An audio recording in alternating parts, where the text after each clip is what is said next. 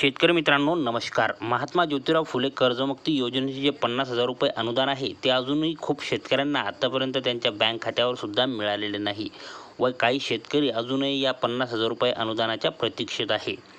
तर मित्रांनो यासाठी तुम्ही थंबनेल बघितले असेल. थंबनेलवर लिहिल्याप्रमाणे मित्रांनो या ठिकाणी ही बातमी आहे यवतमाळ येथील नथू जाधव या शेतकऱ्यांनी याबाबत तक्रार केली होती. तर मित्रांनो तक्रार कुठे केली होती आणि कशा प्रकारे केलेली होती, एका फोन कॉलवर नेमके त्यांना कशा प्रकारे 50,000 अनुदान त्यांच्या खात्यामध्ये जमा झालेले आहे ते आपण या व्हिडिओत बघणार आहोत.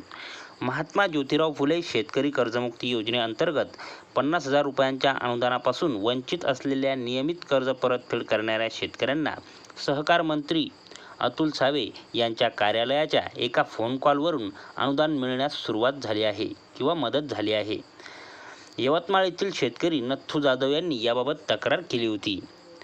तर मित्रांनो अतुल सावे यांच्या कार्यालयाच्या मार्फत एका फोनच्या अनुदानावरून त्यांना मदत मिळालेली आहे. 50,000 रुपये अनुदान त्यांच्या बँक खात्यावर जमा करण्यात आलेले आहे.